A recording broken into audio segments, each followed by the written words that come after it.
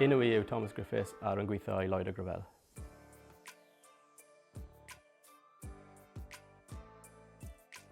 Ers bod fi'n newydd i'r swydd, fi'n hoffi dysgu yn bwyty i'r adeilad a fel bod mynd trwy'r procedures i wneud passive house a fel mae'r adeilad mor eco-friendly. A rwy'n hoffi helpu'r SAR mas achos fi'n mynd mewn i wneud apprenticeship yn mis Medi.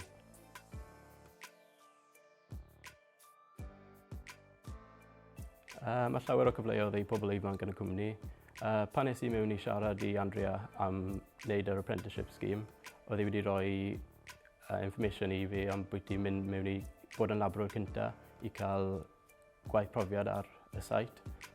Experience ar y site wedi bod yn gwerthfawr iawn.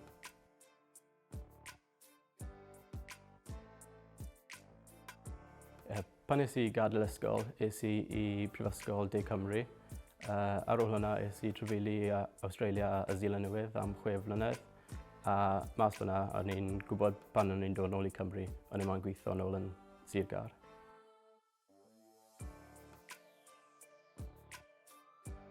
Rwy wedi dewis gweithio fel SAR achos pan o'n i'n trefeili, o'n i'n gyda swydd fas hwnna yn gweithio gyda pren a o'n i'n gweithio fel labrwr, o'n i'n gweithio ar ffarm yn adeiladu sheds a nes i renovation ar camper van mas yn Zealand Newydd.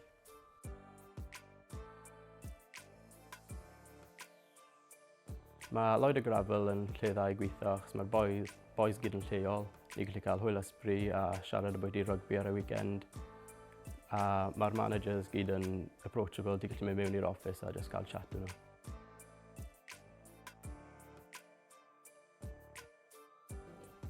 Mae llawer o potensial i datblygu mewn y cwmni, fel mynd i site managers neu management.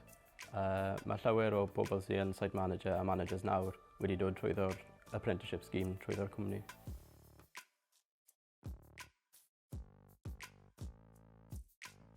Rwy'n edrych ymlaen i datblygu fy sgiliau yn coleg ac ar y site a wneud rhywbeth newydd bob dydd.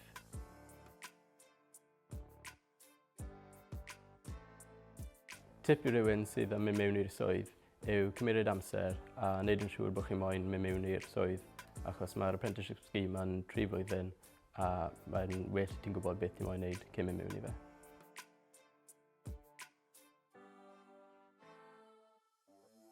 Mae llawer o ffrindiau a teulu sydd yn gweithio yn adeiladu a wedi gweithio Lloyd a Gravell yn diweddar.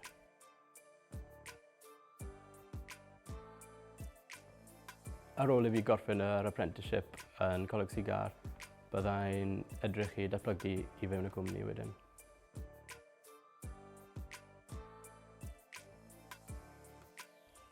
Un darn o cymorth byddai'n rhoi i rywun sy'n dechrau yn y gyrfa yw newch eich research a cael work experience ar site achos un yn siarad i pobl sy'n gwneud SAR a apprentices ar site wedi helpu fi lot.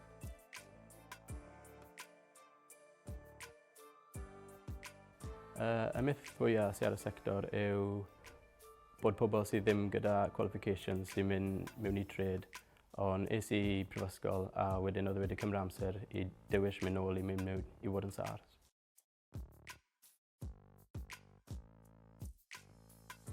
Mae siarad Cymraeg yn y swydd wedi helpu lot achos ar ôl dod nôl o trefeili, mae'n neis i siarad Cymraeg yn y cymuned a i bois yn gwaith.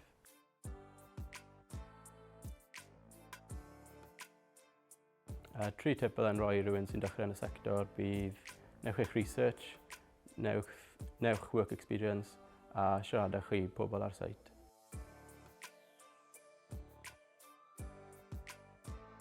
Y proses ymgeisio am y swydd hyn yw mynd mewn i'r coleg i cael chat a mae interviews yn dechrau yn mis Mai a chi'n dechrau coleg yn mis Medi a mae'r graddau A i C eisiau arnoch chi yn mathemateg, gwyddoniaeth a iaith.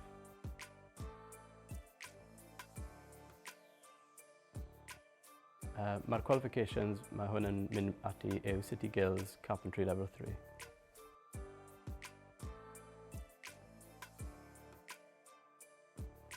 Ers bod nôl o trefeili, rwy'n gwerthfawrogi byw yn Sir Caerfyrddin fwy.